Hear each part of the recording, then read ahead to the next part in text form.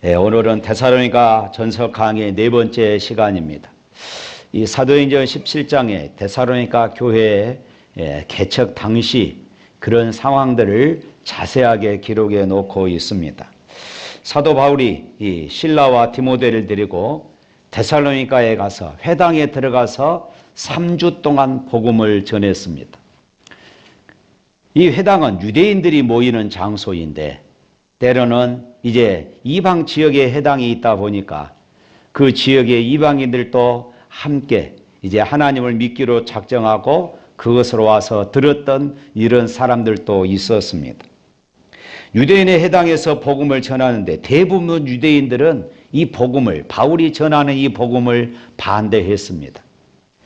그런데 거기에 헬라 사람 몇 명, 그리고 몇몇 기브인들이 예수님을 믿어서 결국은 데살로니가 교회가 개척이 되어지지요. 그런데 3주 만에 이제 회당에 다녔던 그 이방인들, 헬라인들이 예수님을, 바울이 전하는 예수님을 믿으니까 이 유대인들이 질투심이 생겼습니다. 시기심이 생겼어요. 그래서 바울과 이 바울 일행들의 핍박을 가합니다. 이들을 죽이려고까지 하지요. 하는 수 없이 바울 일행은 복음을 전하고 3주 만에 그곳에서 쫓겨나다시피 그렇게 피신해야만 했습니다.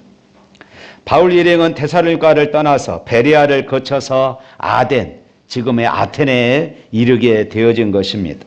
그런데 감당해야 할 일이 많지만은 여전히 바울의 마음에는 이 데살로니가 교회, 이제 세워진 지 3주밖에 되지 않은 이 데살로니가 교회에 대한 걱정, 염려가 지금 바울의 마음을 사로잡고 있는 것이에요.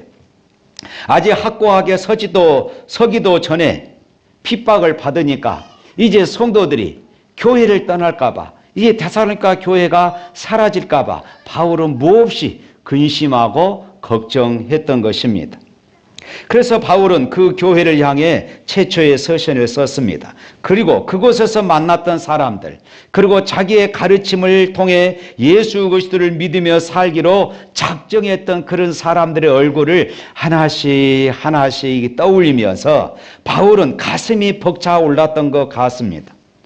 그래서 지난주에 말씀드렸던 이 데살로니가전서 2장 19절 20절 보면은 이렇게 말하죠. 우리 주 예수께서 오실 때에 그분 앞에서 우리의 희망이나 우리의 기쁨이나 우리의 자랑할 면류관이 무엇이겠습니까? 그것은 오늘 데살로니가 교회의 성도들 여러분 아니겠습니까? 여러분이야말로 우리의 영광이고 여러분이야말로 나의 기쁨이 됩니다. 이렇게 바울이 데살로니가 교회 성도들의 얼굴을 하나씩 하나씩 떠오르면서 이런 벅찬 글을 쓰게 되어진 것이지요.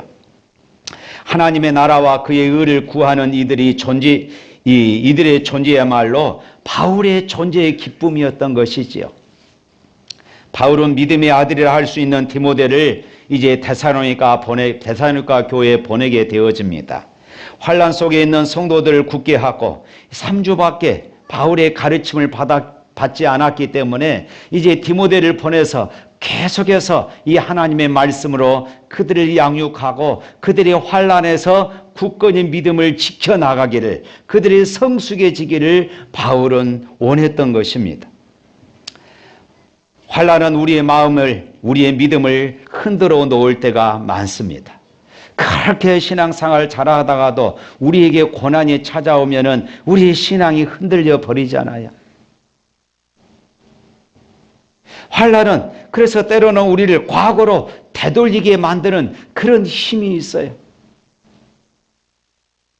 예수 믿기 전에 세상에서 누릴 것을 다 누리고 살던 사람들, 예수 믿은 후 새로운 삶을 살아가려고 할 때에 고난이 닥치고 환난이 닥치면은 예수 믿어서 소용이 없구나. 옛날이 좋았어. 그리고 신앙을 포기해버리는 그런 사람들을 종종 봅니다. 그처럼 환난은 예수 믿는 것을 포기하게 만드는 것이에요. 지금 데살로니가 교회를 바울이 걱정하는 것이 바로 이것이었습니다. 이제 예수 믿은 지 3주밖에 되지 않았는데 그들이 지금 유대인들이 계속해서 핍박을 가하니까 이들이 과연 믿음을 지켜낼 수 있을까? 과연 이대로 신앙생활을 할 수 있을까? 이것이 지금 바울의 걱정이었어요. 그래서 오늘 3장에 보면은 그런 바울의 염려가 자세하게 기록이 되어져 있는 것입니다. 1절 한번 볼까요? 이러므로 우리가 참다 못하여 우리만 아덴에 머무기를 좋게 생각하고, 또 5절 말씀 읽어봅니다. 이러므로 나도 참다 못하여 너희 믿음을 알기 위하여 그를 보내었노니 이는 혹 시험하는 자가 너희를 시험하여 우리 수고를 헛되게 할까 함이니. 참다 못하여 이 말을 계속해서 반복해서 사용하고 있습니다. 이 말은 견디다 못하여 그 말입니다. 견디지 못하여. 지금 데살로니가 교회 성도들을 생각하면은 견딜 수가 없는 것이에요. 걱정되고 염려가 되어서 건들 수가 없을 만큼 바울이 지금 고통스러운 것입니다.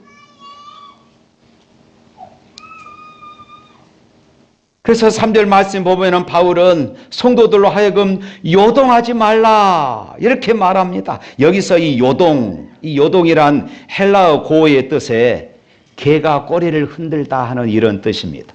개가 꼬리를 흔들다. 그래서 아첨한다 하는 이렇게 해석도 하기도 합니다.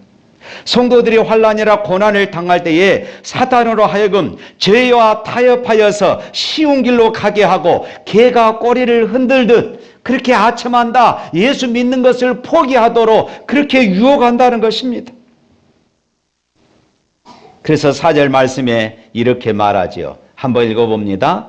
우리가 너희와 함께 있을 때에 장차 환난을 너희에게 미리 말하였는데 과연 그렇게 된 것을 너희가 아느니라. 바울이 지금 이 환난에 대해서 이야기를 했는데 그 예상대로 데살로니가 교회 성도들이 고난을 당하고 있다는 것이에요. 이제 갓 믿음을 갖게 된 이들에게 환난이 닥쳤다고 하니 과연 이들이 이런 고난을 이겨낼 수 있을까? 과연 이들이 이런 고난들을 이겨내고 믿음을 지켜갈 수 있을까?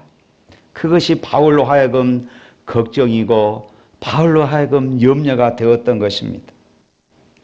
방금 말씀드린 것처럼 개가 꼬리를 치듯 유혹하는 이 유혹은 언제나 달콤하게 다가옵니다. 달콤함이 없다면 이미 유혹이 아닙니다. 달콤한 것은 우리를 기분 좋게 만듭니다.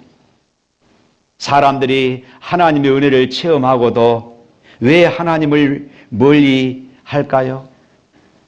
왜 신앙을 팽개쳐 버릴까요? 하나님은 우리에게 우리의 옳은 대로 살지 말고 하나님 말씀대로 살라고 우리에게 말씀하고 있기 때문에 그렇습니다.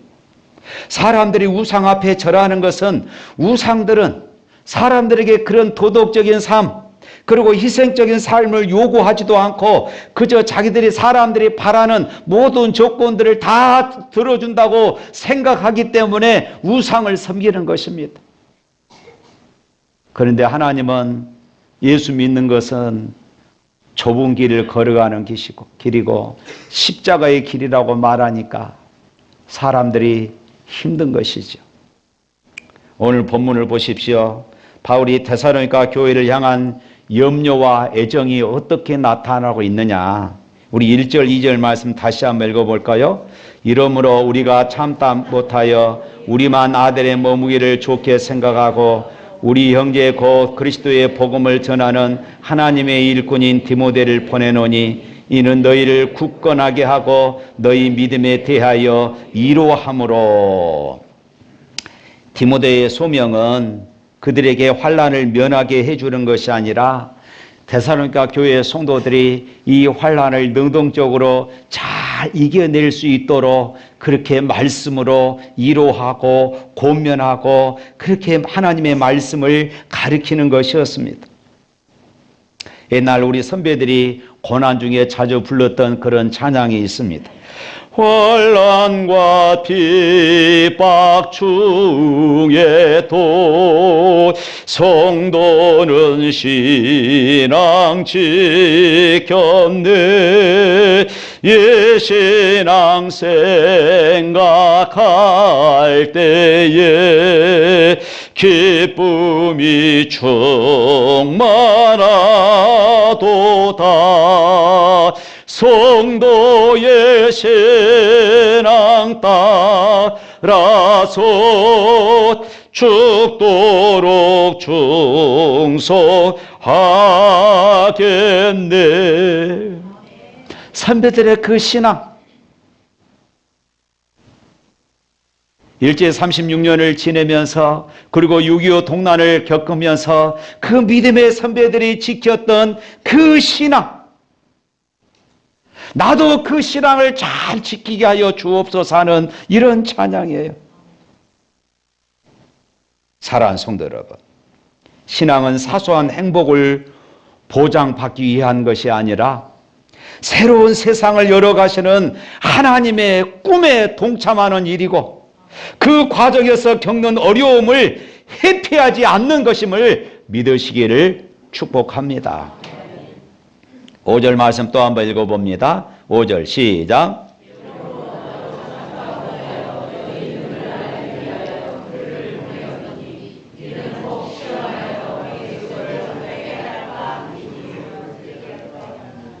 예, 우리의 수고, 우리 수고를 헛되게 할까 합니다. 성도들이 고난을 당할 때에 두 가지 이 현상이 나타납니다. 하나는 성도들이 정말로 믿음에 서 있는가를 알아볼 수 있는 이런 기회가 된다는 것이죠. 밤하늘에 밤이 어두울수록 별은 빛나기 마련입니다. 마찬가지로 성도들이 환난 속에서 자신의 믿음의 진가를 발휘할 수 있는 이런 기회가 된다는 것이에요. 또 하나는 그 반대 현상이 나타나기도 합니다. 그것은 낙심하고 믿음에서 떨어지는 것입니다. 그래서 사도 바울이 말합니다. 자신이 뿌렸던 그 수고가 헛되지는 않을까. 바울이 지금 그것이 걱정인 것이에요. 지금 사도 바울이 바라는 것은 환난으로 인하여서 첫 번째, 성도들이 믿음으로 승리하여서 온수 마귀를 물리쳐버리는 것이고, 다음으로 환난을 이김으로써 성도들의 이 신앙의 수준이 보다 더 성숙해지기를 바라는 것이고, 또 하나는 성도들이 승리로 인하여서 하나님께 영광을 돌리는 것입니다. 오늘 김 목사도 여러분들을 바라보면서 여러분들이 당하는 그 환난 가운데 여러분들이 승리하고 보다 더 성숙한 믿음으로 하나님 앞에 우뚝 서기를 바라는 것이 또 저의 마음이기도 하는 것입니다. 디모데를 데살로니가 교회에 보냈는데 이제 아마 1년 정도 지나서 디모데가 이제 다시 돌아왔습니다. 그리고 바울에게 이 데살로니가 교회에 대한 소식을 가져왔습니다. 그것이 이제 6절과 7절에 있는 말씀입니다. 다 같이 읽어봅니다. 지금은 디모데가 너희에게로부터 와서 너희 믿음과 사랑의 기쁨 소식을 우리에게 전하고, 또 너희가 항상 우리를 잘 생각하여 우리가 너희를 간절히 보고자 함과 같이 너희도 우리를 간절히 보고자 한다 하니, 이러므로 형제들아 우리가 모든 궁핍과 환난 가운데서 너희 믿음으로 말미암아 너희에게 위로를 받았도다.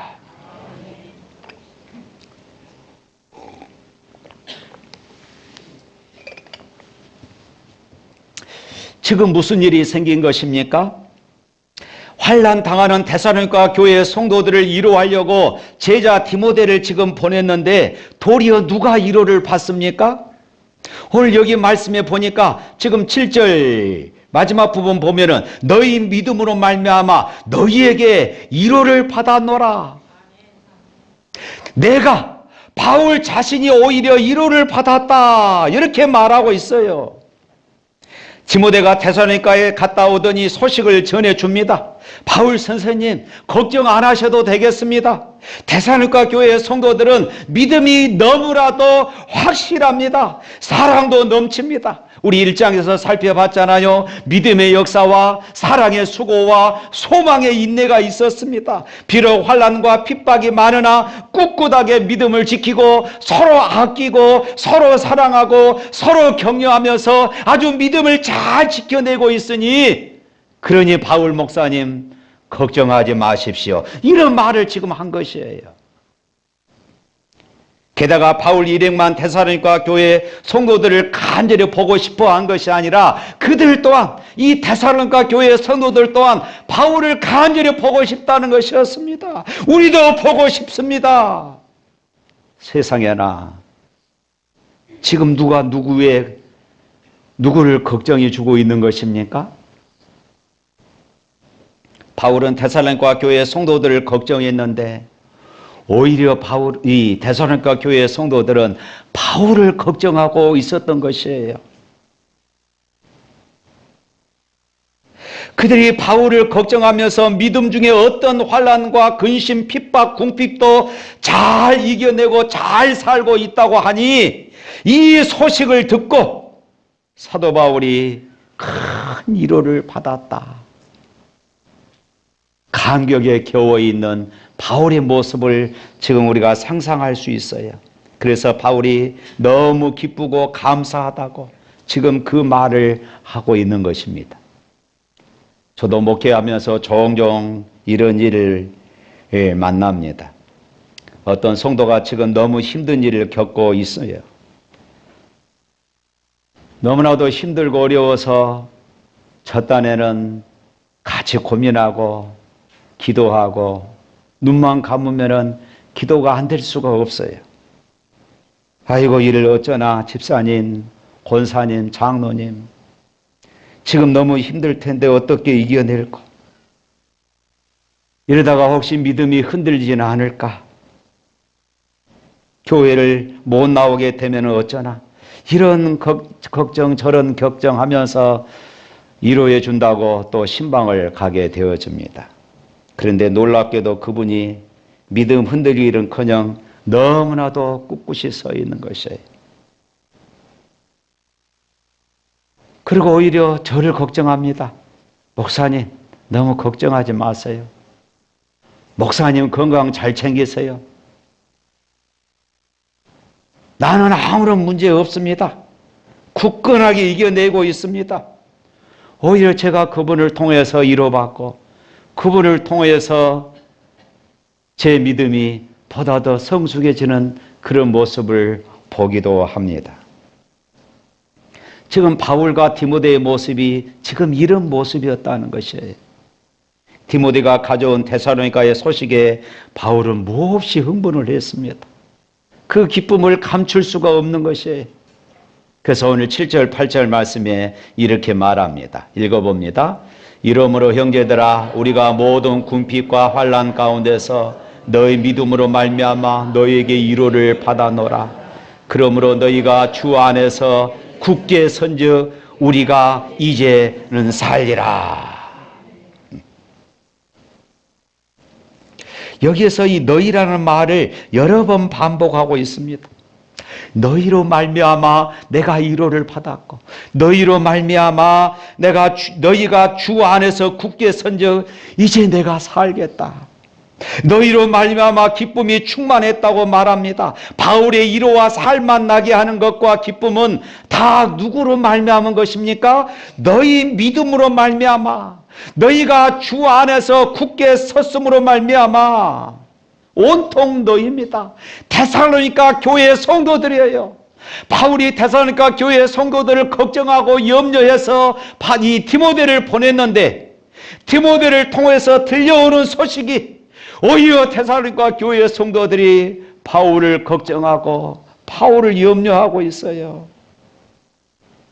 온통 목회자와 성도들이 서로 걱정하고 염려하는 이 아름다운 모습들. 사랑하는 성도 여러분, 우리의 삶이 밋밋한 이유가 무엇일까요? 위로와 힘과 기쁨이 없는 이유가 무엇일까요? 너희가 없기 때문입니다. 우리는 나만 있어요. 우리는 교회 안에서 내가 위로받아야 합니다. 교회 안에서 내가 인정받아야 합니다. 교회 안에서 내가 섬김을 받아야 합니다. 그렇지 않으면 서운합니다. 그런데요, 거기에는 아무런 기쁨이 없는 것입니다.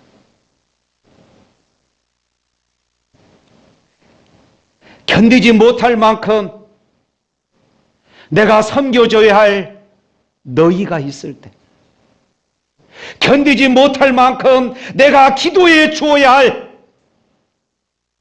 너희가 있을 때, 신앙생활의 행복이 거기에 있는 것입니다. 너희가 있어야 위로를 얻고 내가 섬겨줘야 할 너희가 있을 때 신앙의 살만도 나고 넘치는 기쁨도 있는 것입니다. 사랑하는 성도 여러분, 우리 안에 이런 너희의 관계가 형성되기를 주님의 이름으로 축복합니다. 셀 가족들끼리 서로 걱정거리를 듣게 되면은 기도할 뿐만 아니라 어떻게 되었을까 궁금해하여서 견디다 못하여서 소식을 묻고, 지난번에 셀가족 모임 이 단합대회 하면서 교회에서 주는 재정이 부족하니까 어떤 분들은, 어떤 셀은 그동안 모아둔 회비가 있지만은 어떤 셀들은 그런 것들이 없기 때문에 그냥 리더가, 때로는 어떤 개인이 나머지를 부담해서 셀 단합대회를 그렇게 했던 이야기들을 제가 들었습니다. 바로 그것입니다. 내가 섬겨줘야 할 누군가가 있을 때, 내가 정말로 견디지 못할 만큼 기도해 줘야 할 우리 셀 가족이 있을 때, 우리의 신앙은 살맛이 나는 것이에요. 바울 사도는 디모데를 통해 성도들의 이런 복된 모습을 듣고 기뻐하고 즐거워하며 하나님 앞에 감사를 드리지 않을 수 없었습니다. 그래서 9절 말씀 이렇게 말하죠. 다 같이 또 읽어봅니다. 우리가 우리 하나님 앞에서 너희로 말미암아 모든 기쁨으로 기뻐하니 너희를 위하여 능히 어떠한 감사로 하나님께 보답할까? 여기서 어떻게 하나님께 보답할 수 있을지 몰라 한다는 것은 이 모든 일이 하나님께서 베푸신 은혜라, 이런 고백인 것입니다. 하나님이 하셨다는 것이에요. 그렇다면 하나님께서 데살로니가에 행하신 그 놀라운 믿음의 역사에 대해 사도 바울이 할 수 있는 것이 무엇이었겠습니까? 그것은 하나님 앞에 엎드려 데살로니가 교회 성도들 위해서 기도하는 일이었어요. 바울은 데살로니가 성도들 위해서 이렇게 기도합니다. 10절 말씀 또 읽어봅니다. 주야로 심히 간구함은 너희 얼굴을 보고 너희 믿음이 부족한 것을 보충하게 하려 함이라. 사도 바울은 데살로니가 교회를 위하여 주야로 심히 간구한다. 심이라는 말은 마음을 다하여, 마음을 쏟아서, 지금 이런 말입니다. 그리고 그의 기도는 그들에게로 다시 가서 그들의 얼굴을 보고 그들의 믿음을 더욱더 온전하게 할 수 있기를 간절히 소망하고 있었던 것입니다. 물론 목회자는 온 성도들 위해서 당연히 기도합니다. 그러나 많은 기도의 정성과 시간을 들이는 것은 목회자와 성도들 간의 아름다운 관계 속에서 이루어지는 것이에요. 목사가 눈을 감으면 저절로 기도가 되는 분들이 있습니다. 때로는 새벽 기도 시간이 부족하니까 식사 시간에도 그분들의 이름을 불러가며 기도하는 경우들이 있어요.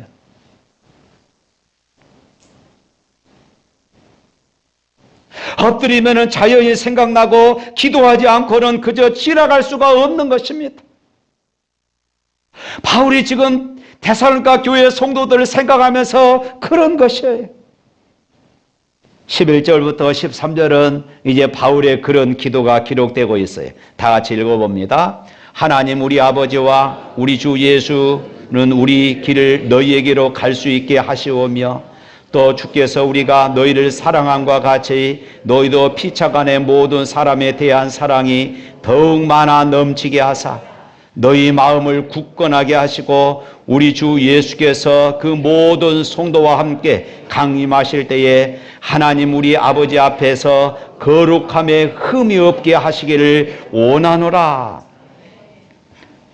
세 가지를 기도합니다. 첫 번째로는 데살로니가로 가는 길을 열어달라는 것이었습니다. 두 번째 기도 제목은 데살로니가 교회의 성도들이 서로 사랑하고 더 나아가서 모든 사람을 사랑하게 해달라는 것입니다. 우리가 너희를 사랑함과 같이 너희도 피차간의 모든 사람에 대한 사랑이 더욱 많아 넘치사. 이 사랑은 그리스도 안에서 계시된 하나님의 성품이 잘 반영되어진 것입니다. 여기서 피차간 이 말은 성도들끼리 그 말이에요. 성도들끼리, 그 다음에 모든 사람, 이것은 예수 믿지 않는 사람들, 더 나아가서 지금 자기들을 핍박하는 그 사람들까지 포함해서 그들까지 이 데살로니가 교회 성도들이 사랑하기를 원한다. 지금 이렇게 말하고 있는 것이에요. 십자가에 달리시고 극심한 고통에서 주님은 부르짖었습니다. 아버지, 저들을 사하여 주옵소서. 자기들이 하는 것을 알지 못함이니이다. 이런 예수님의 사랑을 본받기를 원했어요. 돌에 맞아 죽으면서도 자기를 돌로 치는 자들을 위하여서 주여, 이 죄를 저들에게 돌리지 마옵소서. 스데반 집사의 그런 삶을 데살로니가 교회가 이어가기를 원했던 것입니다. 세 번째 기도 제목은 데살로니가 교회의 성도들의 마음을 굳건하게 해주셔서 주님이 다시 재림하실 때에 하나님 아버지 앞에서 거룩하고 흠이 없게 서게 해달라는 기도였습니다. 그런데 여기서 우리는 두 번째 기도 제목과 세 번째 기도 제목의 긴밀한 관계를 엿볼 수가 있습니다. 다시 말해서 사랑이 넘치는 것과 하나님 앞에서 거룩함에 흠이 없는 것 사이의 관계인 것입니다. 예수 그리스도를 통해서 계시된 가장 큰 하나님의 성품은 사랑입니다. 할렐루야. 또 하나님의 거룩하심을 가장 잘 드러내는 것이 다른 그 누구도 보여줄 수 없는 이 구별된 하나님의 사랑이에요. 죄인들인 우리를 구원하시기 위하여 자기 아들을 십자가에 내어놓으셨습니다. 그 사랑을 조금이라도 배우고 닮아가며 실천한 것이 오늘 저와 여러분들, 우리 그리스도인들의 거룩한 삶이라는 것입니다. 예수님의 이 사랑을 내가 조금이라도 배우고 닮아서 그렇게 살아가는 것이 거룩한 삶이라는 것이에요. 이것이 주님이 재림하실 때에 주님 앞에 우리가 내어놓아야 할 우리의 삶이라는 것입니다. 주님이 십자가에서 자기를 욕하고 침뱉던 사람들을 향하여서 저들을 용서하여 주옵소서 했던 것처럼 돌로 자기를 쳐 죽이는 그런 사람들을 향하여서 스데반 집사가 저들의 죄를 돌리지 마옵소서 했던 것처럼 지금 데살로니가 교회를 핍박하는, 단순히 성도들끼리 사랑한 것을 넘어서 자기를 핍박하는 그 사람들까지 사랑하는 이런 마음이 주님이 재림하실 때에 우리가 주님 앞에 내어놓아야 할 우리의 삶이라는 것을 말씀하고 있어요. 사랑하는 성도 여러분, 우리 신앙을 특징 짓는 말로 삼위일체 신앙, 창조 신앙, 부활 신앙, 십자가의 신앙, 우리가 여러 가지 말할 수 있습니다. 우리의 신앙은 또한 주님께서 다시 오실 그날을 기다리는 재림 신앙이 있어야 할 줄로 믿습니다. 저와 여러분들은 모두가 다 주님이 재림하실 때에 그 앞에 서게 되어질 것인데 바로 그때에 거룩함에 흠이 없는 그런 모습으로 설 수 있기를 주님의 이름으로 축복합니다. 우리 찬양하겠습니다.